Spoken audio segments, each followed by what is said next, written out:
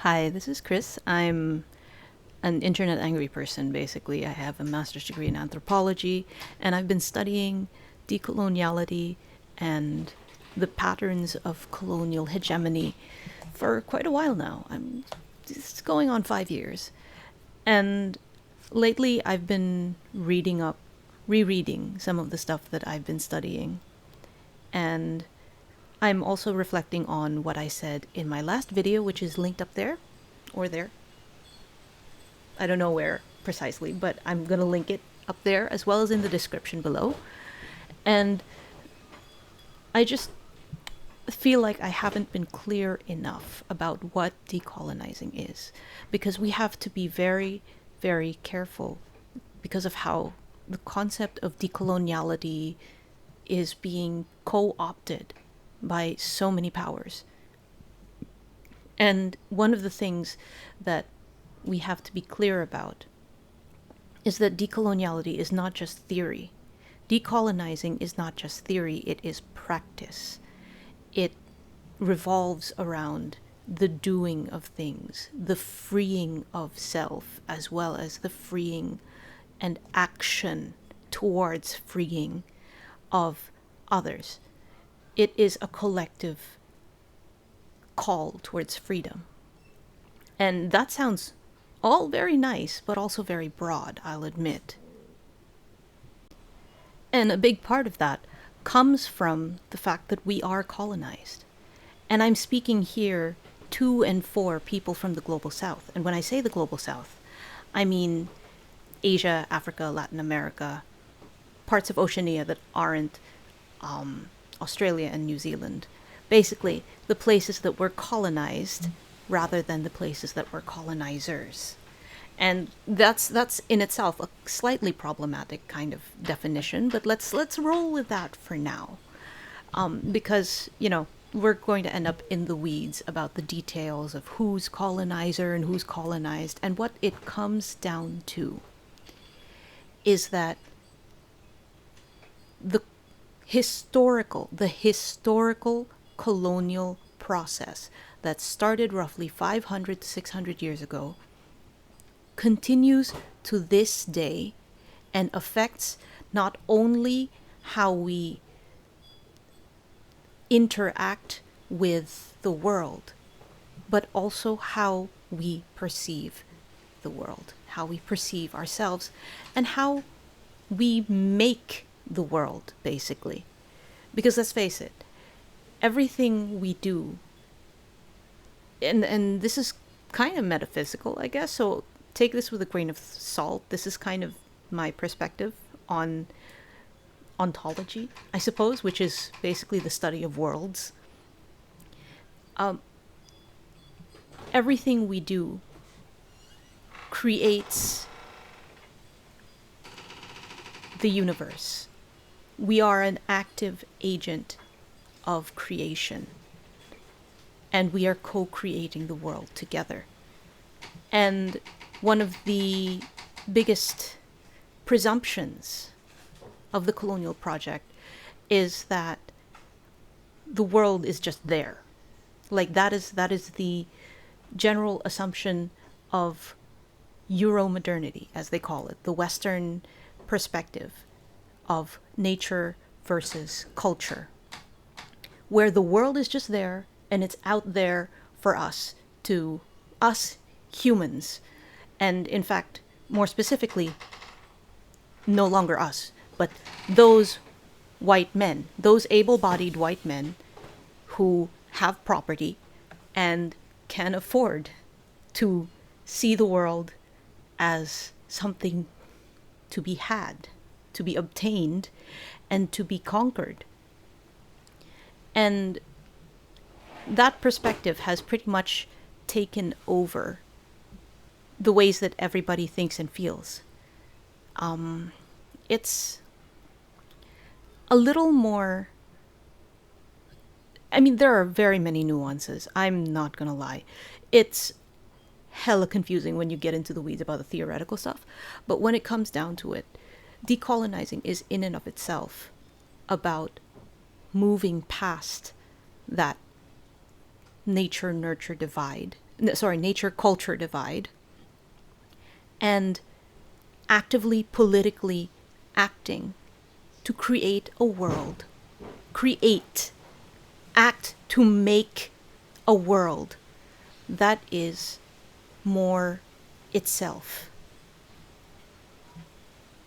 What I mean by that is decolonizing comes from a fundamentally different mindset. And that's why I tend to start with mindset when I talk about decolonizing.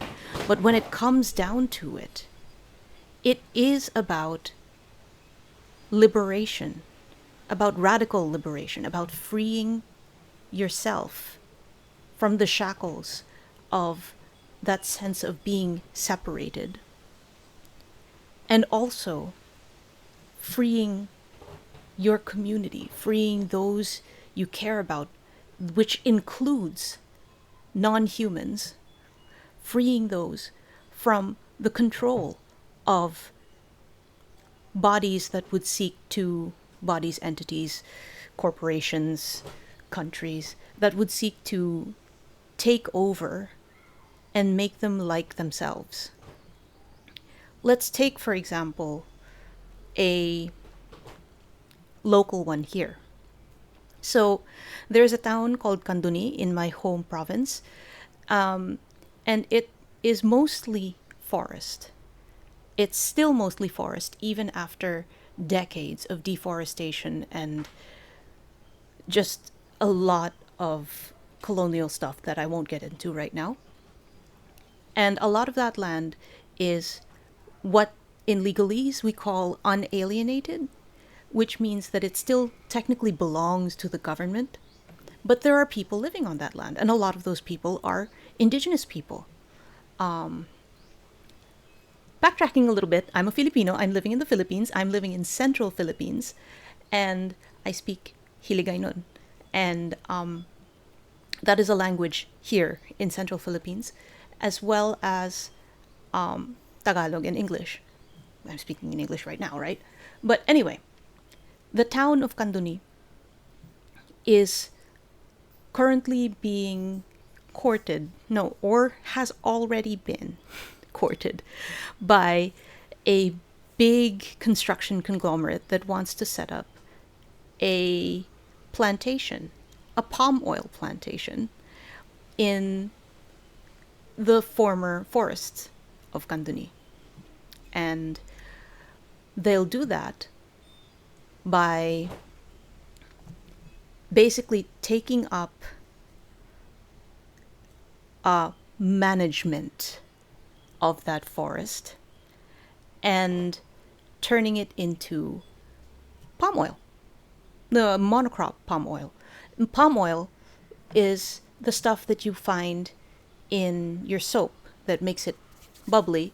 It's also the stuff that you find in your chocolate that makes it kind of nice, and it's like a replacement for butter. It's kind of creamy. It's oil, basically. And it's in pretty much everything. And I also won't get into the weeds around green finance and the colonial capitalism of the Red Plus thing.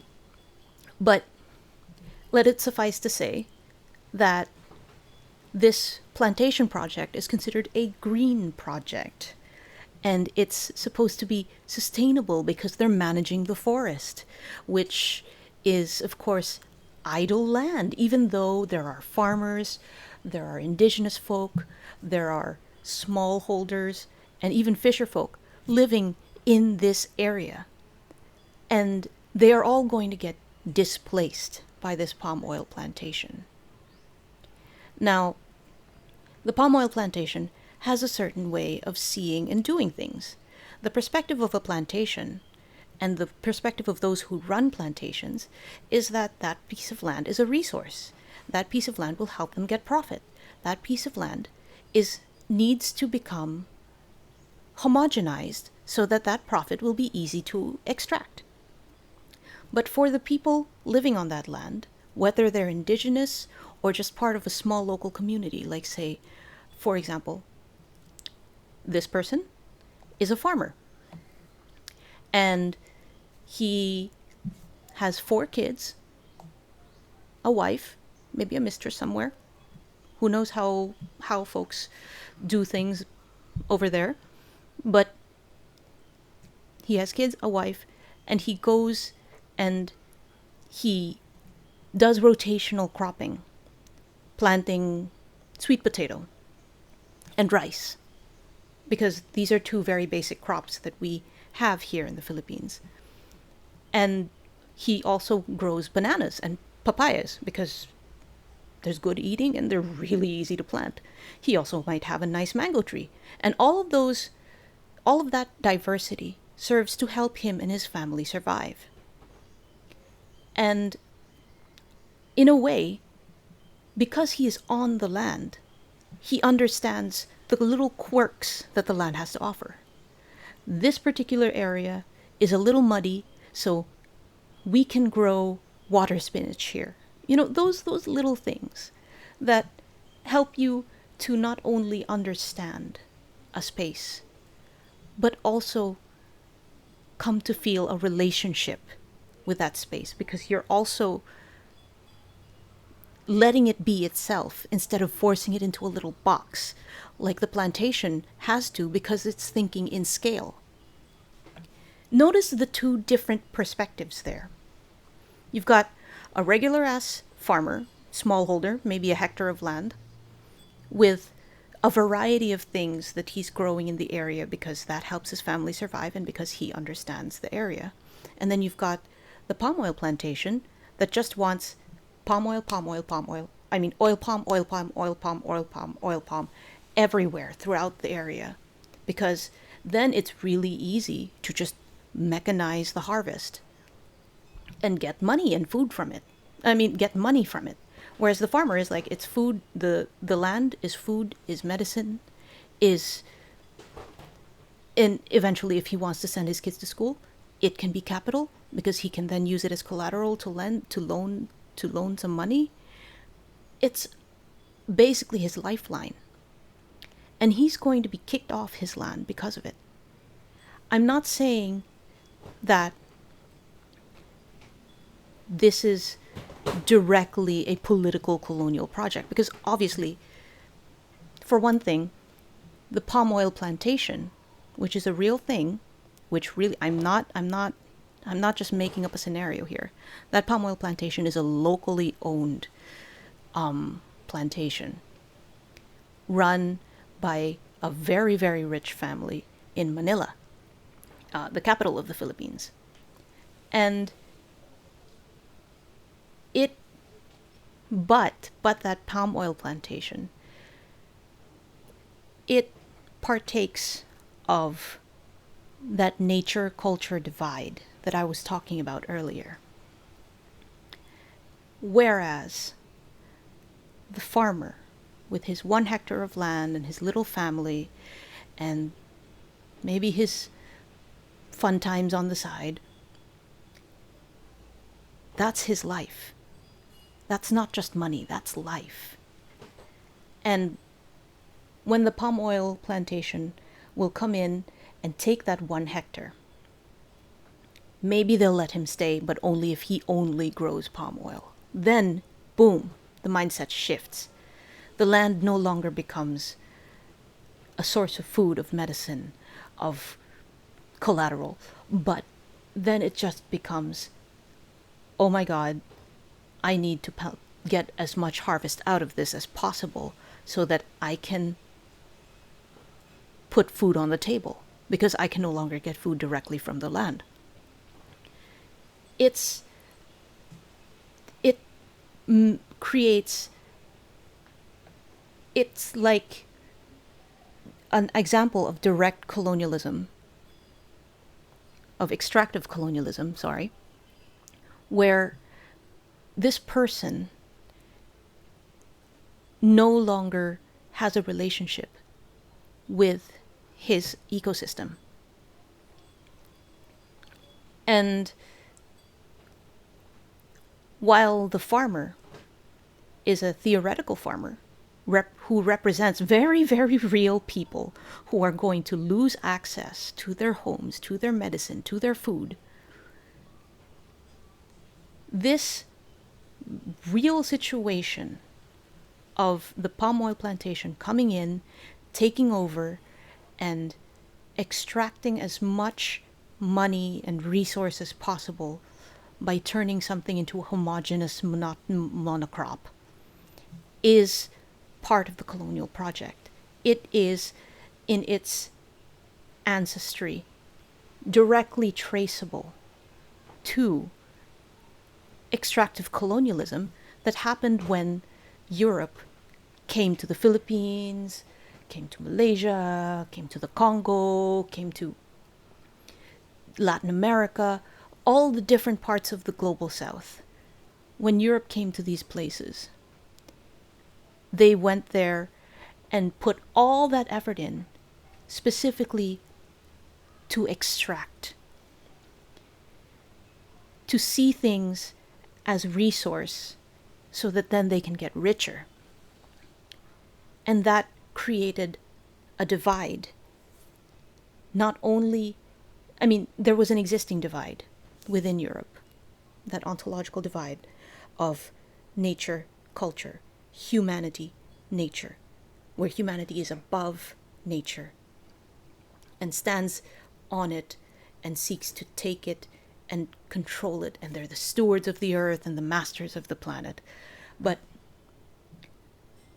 this perspective is then exported to make it easier for them to import the raw materials that would make it possible for them to get lots and lots and lots of money. And decolonizing has a lot to do with fighting, for instance, that palm oil plantation. Yes, it's locally owned, but it is still a colonial product. It is part of the colonial capitalist complex that now has taken over the entire planet pretty much, except for, uncontacted tribes, maybe the Sentinelese in the Andaman Islands. It's very much in us, like a freaking mind virus, and we have to fight that mind virus and find ways to see ourselves in communion, in relationship with the world, with others, and try our very level fucking best to be more than just extract. We shouldn't see ourselves as better than everything, but rather as part of the system that we are living in, part of the ecosystems that we stand within and are part of. And to decolonize is very, very practical, in the sense that, as I'd mentioned in that comment I made in my last video, if you see a big company trying to bulldoze your home to make room for condos, you fight that. If you see cops pepper spraying homeless people, fight that. If you see a big plantation trying to take over a plot of land where people, wild animals, fucking trees are just trying to fucking survive, fight that. It's about raising awareness, step one, then developing step one is raising awareness in yourself. Step two is raising awareness in others. Step three is creating coalitions with others. To step four, fight. And what that fighting will look like can be different for everyone. For some folks, they might not be very good at confrontation. Maybe they just want to help out the people who are better at confrontation, like, cooking food. In Dungeons and Dragons, there often needs to be a healer. There often needs to be the tank. There are different roles that people can play in the fight against colonialism. And we here in the Global South have to reckon with what roles we can play to not only win that fight, but to continuously fight that fight. Because to decolonize does not mean that there's some halcyon future where everyone is free from colonialism. No, we are in here. I mean, the call is coming from inside the house, you know? So we will always have to try to free ourselves. And the only way we can do that is to do it together. Because if we try to do it in a vacuum, we'll just end up sucking our own dicks. You know, it's like the snake eating its own tail. There's no way for us to free ourselves if we're trapped inside our own heads. We have to be able to get out and fucking touch grass. And I keep saying touch grass because that's what we need to do. We need to get out there, interact with the world, and be part of the world. Not just in our little houses or in our little bedrooms in front of our computers, ranting about, you know, oh, we have to raise awareness. Oh, I'm so angry. And like getting into the discourse about that shit. No. Go out there. Understand what's going on in your front yard if you have a front yard. Understand what's going on in the sky above you. And figure things out for yourself. Decolonizing is action. It is not a metaphor. It is not just you thinking about things. It is about freeing yourself.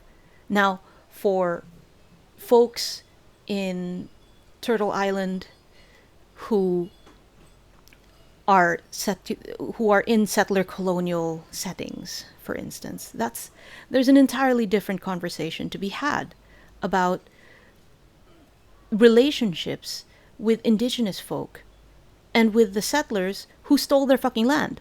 You know, there's so many things that we need to understand about our own relationships that conversation on Turtle Island, that conversation on Aotearoa, that conversation in Australia, those need to be had among them. Those of us here in the Global South, we have a different conversation that we need to have with ourselves. What a conversation we need to have with the indigenous groups that still survive in our home countries, even with smallholder farmers, with the urban poor. Like, we have to have conversations around class, for instance.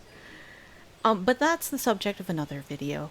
And if you enjoy listening to me rant, then you can visit christinamsaison.com/support. And I'll see you next time.